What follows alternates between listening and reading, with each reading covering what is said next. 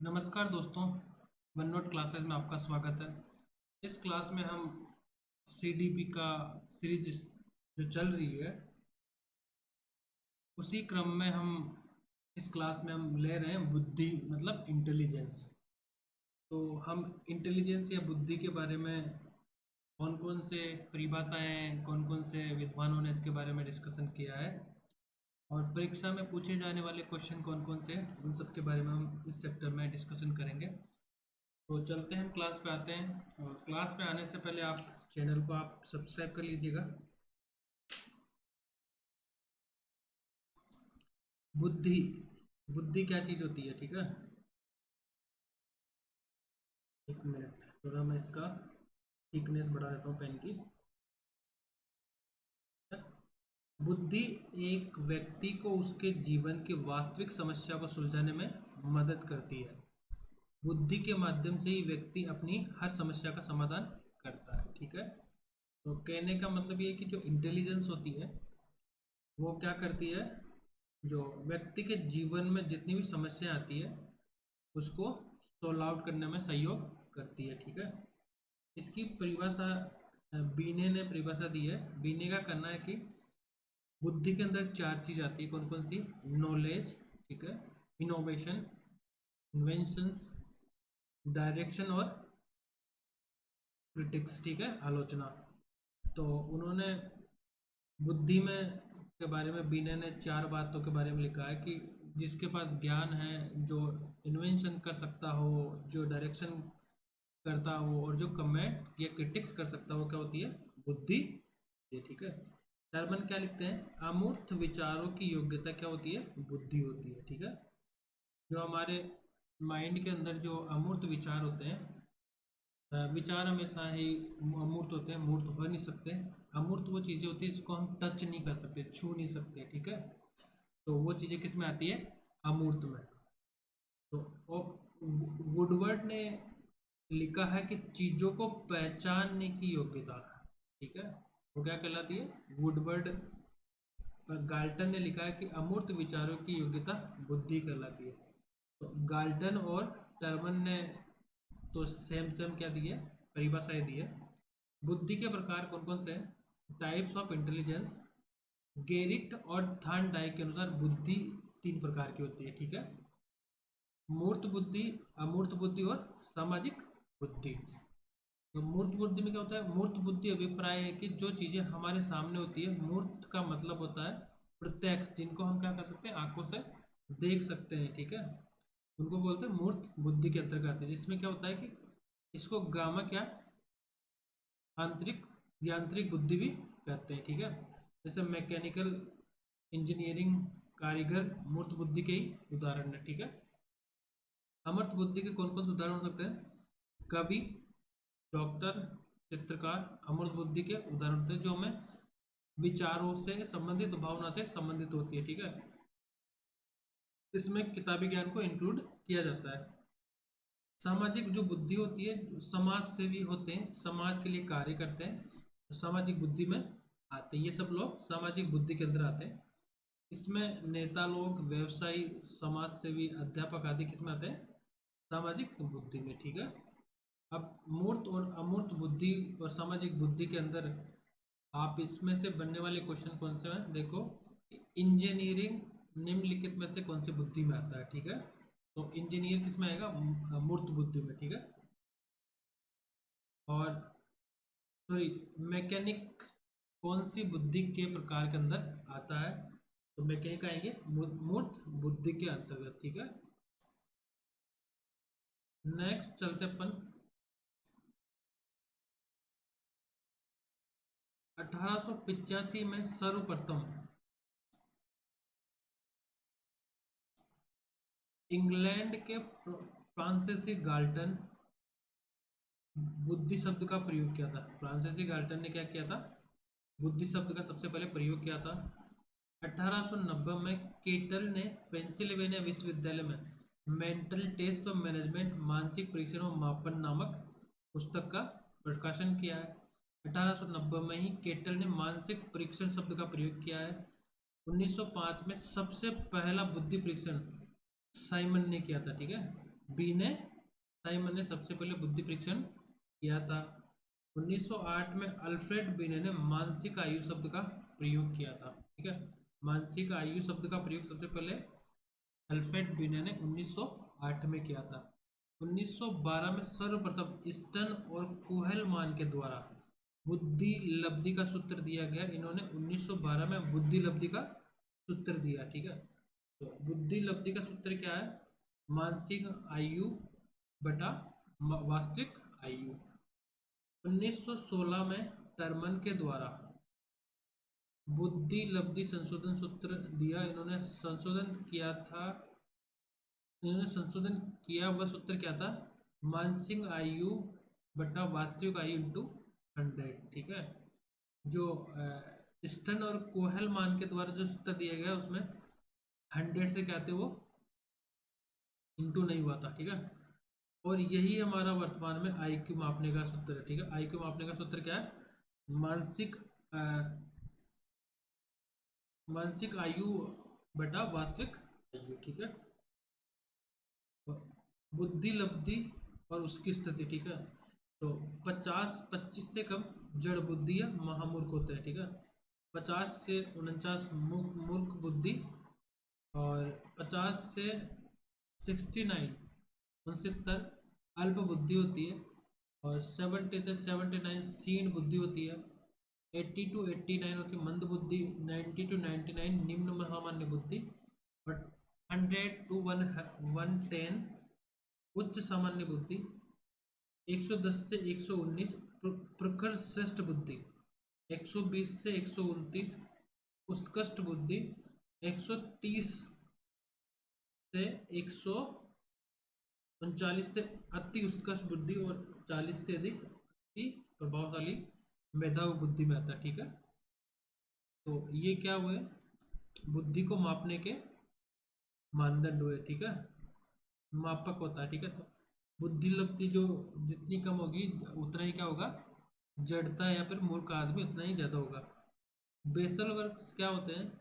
जिस अधिकतम आयु स्तर के प्रश्नों को बालक हल कर देता है उसे बेसल वर्ष कहते हैं। ठीक है, और टर्मिनल वर्ष किसे? जिस आयु स्तर के प्रश्नों को बालक हल नहीं कर पाता वह टर्मिनल वर्ष कहलाते हैं। नेक्स्ट चलते हैं, बुद्धि के सिद्धांत क्या है? तो एक कारक सिद्धांत, द्वि सिद्धांत, त्रि सिद्धांत और बहुकारक सिद्धांत। ठीक है, तो एक कारक सिद्धांत क्या होता है? एक कारक सिद्धांत का प्रतिपादन भी किसने किया था? बीने ने। ठीक है, इन्होंने सब बताया सभी व्यक्तियों में एक ही प्रकार की बुद्धि होती है जो सभी कार्यों में करती है। एक कारक में क्या होता है कि एक ही प्रकार की बुद्धि होती है जो सभी प्रकार के कार्य करती है। ठीक है, उसको कहा गया है एक कारक सिद्धांत।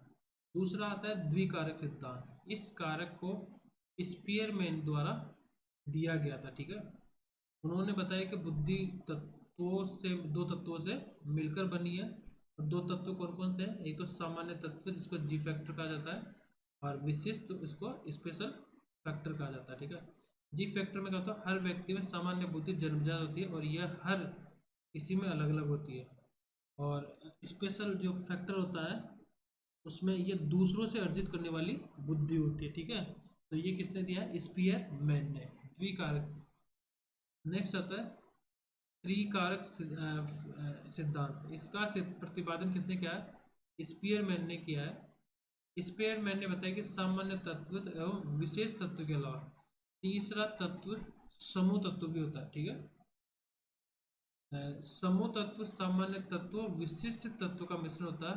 इसका अपना अस्तित्व स्वतंत्र अस्तित्व नहीं होता। लास्ट आता है बहुकारक सिद्धांत। तो मल्टी फैक्टर, इस सिद्धांत का प्रतिपादन किसने किया? थॉर्नडाइक ने किया है। और इस सिद्धांत के अनुसार बुद्धि कई तत्वों का समूह होती है। उनके अनुसार सामान्य बुद्धि नाम की कोई चीज नहीं होती। बुद्धि में कई स्वतंत्र योग्यता होती है जो विभिन्न कार्य करती है। ठीक है, और नेक्स्ट आता है समूह तत्व कारक, ग्रुप फैक्टर थियरी। इस सिद्धांत का जो प्रतिपादन है वो किसने किया था? थर्स्टन ने। इस सिद्धांत के अनुसार बुद्धि कई प्रकार की योग्यताओं का मिश्रण है जो विभिन्न समूह में पाई जाती है। बुद्धि 7 मानसिक योग्यता से मिलकर बनी होती है। तो वो योग्यता कौन कौन सी है? पहली है प्राथमिक समझ, दूसरी संख्या की योग्यता, तीसरी प्रत्यक्षीकरण गति, चौथी है स्थान संबंधी योग्यता, पांचवी तर्क शक्ति, छठा शब्द प्रवाह और सातवां है स्मृति। सैंपलिंग थियरी क्या होती है, प्रतिदर्श सिद्धांत क्या होता है, इस सिद्धांत के जो प्रतिपादक है वो GH थॉमसन है। इनके अनुसार एक ही समूह की योग्यता में परस्पर समानता पाई जाती है। व्यक्ति का प्रत्येक कार्य निश्चित योग्यता का सैंपल होता है, ठीक है। इस सिद्धांत में उन्होंने सामान्य कारकों की व्यवहारिकता को महत्व दिया है। थॉमसन के अनुसार व्यक्ति का बौद्धिक व्यवहार अनेक स्वतंत्र योग्यताओं पर निर्भर करता है। तो ये प्रतिदर्श थियरी है, सैंपलिंग मॉडल है, ठीक है। सैंपलिंग मॉडल में क्या है, एक ही समूह की योग्यता में परस्पर समानता पाई जाती है, ठीक है। और इसी को ही यूनिफैक्टर थियरी भी कहा गया है, ठीक है। पदानुक्रमिक बुद्धि का सिद्धांत है, ठीक है। नेक्स्ट आता है पदानुक्रमिक बुद्धि का सिद्धांत। इस सिद्धांत का प्रतिपादन किसने किया, बर्ट ने किया, ठीक है। इस सिद्धांत में क्या होता है, मानसिक योग्यता को कर्मिक महत्व प्रदान किया गया है। उनके अनुसार मानसिक योग्यता में सामान्य मानसिक योग्यता को सबसे अधिक महत्व दिया गया है। इसको कितने भागों में बांटा गया, दो भागों में। पहला है KM वर्ग, इसमें प्रयोगशालाएं, यांत्रिक, स्थान संबंधी शारीरिक योग्यता को क्या किया है, शामिल किया गया है। और VD वर्ग, इस वर्ग में क्या है, मौखिक, संख्या संबंधी शैक्षिक योग्यता को शामिल किया गया है, ठीक है। मौखिक, संख्या संबंधी और शैक्षिक योग्यता को VD वर्ग में शामिल किया है। और KM जो वर्ग है उनमें प्रयोगशालाएं, यांत्रिक, स्थान संबंधी शारीरिक योग्यता को शामिल किया गया है। 3 डायमेंशनल जो थियरी है उसमें का प्रतिपादन JP गिलफोर्ड ने किया है। और इन्होंने जो 3 डायमेंशन जो त्रिआयामी सिद्धांत है उसको बुद्धि संरचना सिद्धांत भी कहते हैं। गिलफोर्ड के अनुसार मानसिक योग्यता प्रमुख रूप से 3 सब तत्वों में निर्मित है। तो वो 3 तत्व कौन कौन से हैं, एक तो होता है विषय वस्तु, दूसरी होती है ऑपरेशन, तीसरा होता है प्रोडक्ट, ठीक है। विषय वस्तु, संक्रियाएं और उत्पाद। तो 3 डायमेंशन सिद्धांत में बुद्धि संरचना को सिद्धांत भी कहते हैं। और ये सिद्धांत किसने दिया था, JP गिलफोर्ड ने। और इन्होंने मानसिक योग्यता जो होती है वो 3 प्रकार से बताई है, ठीक है। तो कौन सा, एक तो विषय वस्तु होनी चाहिए, ठीक है, व्यक्ति के अंदर क्या होना चाहिए, कंटेंट होना चाहिए, और उसको ऑपरेशन करना आना चाहिए, और वो क्या हो, प्रोडक्ट के रूप में काम में आए, ठीक है। नेक्स्ट आते हैं बुद्धि क और बुद्धि ख का सिद्धांत, A और B इंटेलिजेंस का सिद्धांत का प्रतिपादन किसने किया है, हेब ने। इस सिद्धांत में बुद्धि वंशानुगत पर्यावरण कारकों पर निर्भर होती है। और वंशानुगत बुद्धि ए होती है जो व्यक्ति के जन्मजात गुण है, और ख होती है जो क्या है, सीखे जाने के बाद में या फिर अनुभव से ये बुद्धि होती है, ठीक है। ब्लूम का सिद्धांत, ब्लूम थ्योरी क्या कहती है, ब्लूम बोलते हैं कि उनके अनुसार बुद्धि नाम की कोई चीज़ नहीं होती, अर्थात बुद्धि का अस्तित्व नहीं होता, बल्कि अधिक महत्वपूर्ण कारक समय का होता है, ठीक है। तो उन्होंने, ब्लूम ने किसको महत्व दिया, बुद्धि की अपेक्षा समय को, टाइम को क्या किया है, महत्व दिया है। विकास का सिद्धांत, इस सिद्धांत का जो डेवलपमेंट है वो किसने किया, पियाजे ने किया है, जीन पियाजे ने के अनुसार बुद्धि एक प्रकार की क्या है, अडेप्टिव प्रोसेस है, ठीक है। जिसमें क्या होती है, जैविक परिपक्वता, वातावरण के साथ होने वाली अंतःक्रियाएं सम्मिलित होती है। तो जो पियाजे साहब है उन्होंने क्या है, सामाजिक जो सोशल लर्निंग थियरी से इसको जोड़ा है। उसमें क्या हुआ कि लोग क्या करते हैं, अडेप्ट करते हैं, ठीक है। बुद्धि क्या होती है, एक प्रकार की अडेप्टेशन की प्रोसेस होती है, ठीक है। और वो क्या करते हैं, सोसाइटी से क्या करता है, इंटरेक्शन करते हैं, और उसी के अकॉर्डिंग बुद्धि ढलती जाती है। इसके अनुसार जैसे जैसे बच्चों में संज्ञानात्मक प्रक्रिया का विकास होता है वैसे वैसे भौतिक विकास भी होता है। जैसे बच्चों की प्रकृति के नियम को समझना, व्याकरण के नियम को समझना, गणित के नियम को समझना, ठीक है। जो ट्राइंगल द थियरी है, त्रिचापीय त्रिघटिकीय जो थियरी है वो स्टेनबर्ग ने दिया है। इन्होंने इसका प्रतिपादन अपनी प्रसिद्ध बुक बुक कौन सी है, बियॉन्ड आईक्यू में इन्होंने बताया कि इसे एक महत्वपूर्ण सूचना संसाधन सिद्धांत माना गया है। स्टेनबर्ग के अनुसार बुद्धि भिन्न भिन्न प्रकार के मूल कौशल या घटकों में बटी होती है। प्रत्येक घटक के आधार पर व्यक्ति को कुछ विशेष सूचनाएं मिलती है जिसको वह प्रोसेस करता है, उनके गुण और अवगुण की क्या करता है, परख करता है और समस्या का समाधान करता है। ठीक है। स्टेनबर्ग ने बुद्धि को 3 भागों में बांटा है। तो कौन कौन से भाग है वो, पहला भाग है अनुभवात्मक, दूसरा गठकीय और थर्ड है संदर्भात्मक। ठीक है। तो एक्सपेरिमेंटल इंटेलिजेंस क्या होती है, इस इस बुद्धि में क्या होता है, अनुभव के आधार पर आधारित होती है बुद्धि। इसमें व्यक्ति अपने अनुभव से क्या करता है, नई खोज करता है, अपने अनुभव से कुछ नया क्रिएट करता है। ठीक है। गठकीय बुद्धि क्या होती है, इसमें क्या होता है कि व्यक्ति कल्पना शक्ति से बहुत कुछ सोच लेते हैं, ये अमूर्त बुद्धि वाले व्यक्ति होते हैं। ठीक है। ऐसे लोग हर चीज के पीछे कारण जानना चाहते हैं। तो ये क्या होती है, कंपोनेंटल या घटकीय बुद्धि होती है। ठीक है। इसमें क्या होता है, व्यक्ति सोच से जाता है, थिंकिंग ज़्यादा करता है। ठीक है। तो उसी से क्या होता है, जैसे थिंक करने की चीज़ क्या होती है, वो होती है अमूर्त। ठीक है। कंक्रीट नहीं होती हो। ठीक है। तो अमूर्त जो चीज़ें होती है वो किसके अंदर आती है, वो आती है जिसको हम देख ना सके, सोच ना सके, सॉरी देख ना सके। ठीक है। वो चीज़ें सोच सकने वाली जो चीज़ें होती है वो किसमें आती है, अमूर्त बुद्धि में। ठीक है। संदर्भात्मक कॉन्टेक्सुअल इंटेलिजेंस क्या चीज़ होती है, इसमें व्यक्ति सूचनाओं को क्या बनाता है, इस ढंग से उपयोग करता है कि वो सफल हो जाए। ठीक है। जिसको जिसको उसको अधिक से अधिक क्या हो, लाभ की प्राप्ति हो, और व्यक्ति पर्यावरण के साथ क्या करता है, समायोजन करता है। ठीक है। और उसके पर्यावरण के साथ क्या होते हैं, व्यवहारिक होते हैं। स्टेनबर्ग के सिद्धांत के 5 प्रमुख चरण बताए गए। ठीक है। तो 5 प्रमुख चरण कौन कौन से, कूट संकेत, अनुमान का लगाना, व्यवस्था करना, उपयोग और अनुक्रिया। तो कूट संकेत में क्या है, ये उपलब्ध सूचनाओं को मस्तिष्क में क्या करता है, सेट करते हैं और उनकी पहचान करते हैं। उसके बाद में आता है अनुमान लगाना। फिर क्या होता है, जो पहचान करने के बाद में जो सूचना के आधार पर क्या होता है, वो अनुमान लगाता है। ठीक है। व्यवस्था में क्या होता है, पुरानी परिस्थिति और वर्तमान परिस्थिति में संबंध स्थापित करता है दिमाग। ठीक है। बुद्धि क्या करती है, मैपिंग करती है। ठीक है। कि पहले क्या कौन सी स्थिति थी और अब क्या स्थिति है। एप्लीकेट जो संबंध स्थापित किया है उसका वास्तविक उपयोग करना। ठीक है। ये किसमें आता है, उपयोग में। संभावित समस्या का सबसे उत्तम उपाय खोजना किसमें आता है, रिस्पॉन्स में। ठीक है। तो स्टेनबर्ग ने क्या किया है, ये 5 मुख्य चरण बताए किसके, बुद्धि के। हार्वर्ड गार्डनर का जो बहुबुद्धि सिद्धांत है वो क्या है, गार्डनर साहब ने इसको 1983 में दिया है। उन्होंने 7 तरह की बुद्धि बताई है। ठीक है। उनके अनुसार बुद्धि एक तत्व नहीं है, बल्कि अलग अलग प्रकार की बुद्धियों का अस्तित्व है। प्रत्येक बुद्धि एक दूसरे से क्या है, स्वतंत्र रहकर कार्य करती है। तो गार्डनर साहब की बुद्धियों को पढ़ते अपन।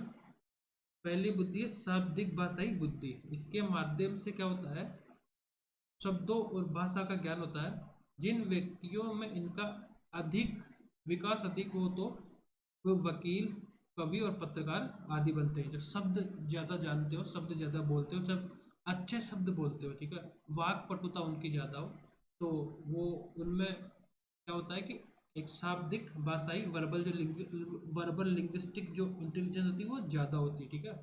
नेक्स्ट आता है तार्किक गणितीय बुद्धि, लॉजिकल मैथमेटिकल इंटेलिजेंस। इसमें क्या होता है, व्यक्ति के अंदर जो लॉजिकल एबिलिटी होती है वो ज़्यादा होती है। और इन व्यक्तियों में क्या होता है, इन व्यक्तियों में अकाउंटेंट होते हैं, बैंकर होते हैं और साइंटिस्ट बनते हैं। नेक्स्ट आता है स्थानिक बुद्धि। ये इस बुद्धि में क्या होता है, अंतरिक्ष मानसिक कल्पनाओं से संबंधित होती है। जिन व्यक्तियों में इनका विकास अधिक हो वो क्या होते हैं, मूर्तिकार, चित्रकार और आर्किटेक्चर होते हैं। ठीक है। नेक्स्ट आता है शारीरिक गतिक बुद्धि। तो शरीर को गति देने वाली जो बुद्धि है, जिन व्यक्तियों में इनका अधिक विकास होता है वो कौन बनते हैं, अभिनेता, एथलीट और डांसर। ठीक है। संगीतात्मक बुद्धि म्यूजिकल इंटेलिजेंस किसमें होती है, सिंगर और इंटरटेनर में होती है। ठीक है। इंटरपर्सनल जो बुद्धि होती है, इसके द्वारा दूसरे व्यक्ति के साथ कैसे इंटरेक्ट किया जाए ये पता चलता है। जिन व्यक्तियों में इनका अधिक विकास होता है वो क्या बनते हैं, नेता बनते हैं, सामाजिक कार्यकर्ता बनते हैं, ठीक है। इंट्रापर्सनल जो इंटेलिजेंस होती है वो क्या करते हैं, खुद से इंटरेक्ट करते हैं, ठीक है। वो ऐसे व्यक्ति क्या बनते हैं, आध्यात्मिक गुरु बनते हैं। प्रकृतिवादी जो बुद्धि होती है वो प्रकृति के नजदीक होते हैं व्यक्ति, ऐसे व्यक्ति कौन बनते हैं, किसान होते हैं, ठीक है। अस्तित्ववादी बुद्धि क्या होती है, ये हर चीज़ के अस्तित्व के बारे में सोचते हैं, हम इस दुनिया को में क्यों आए हैं, भगवान कौन है। जिन व्यक्तियों में इनका विकास अधिक होता है वो साधु संत और फिलोसफर बनते हैं, ठीक है। अब चलते हैं बुद्धि के सिद्धांत। तो एक कारक जो सिद्धांत था वो किसने दिया था, बीने ने। दो कारक सिद्धांत किसने दिया, चार्ल्स स्पीयरमैन ने। हमने पढ़ लिया है एक कारक क्या होता है, दो कारक क्या होता है। समूह जो सिद्धांत वो किसने दिया, लुइस थर्स्टन ने। बहुकारक सिद्धांत को किसने दिया, थॉर्नडाइक ने। सैम्पलिंग थियरी को किसने दिया, थॉमसन ने दिया है।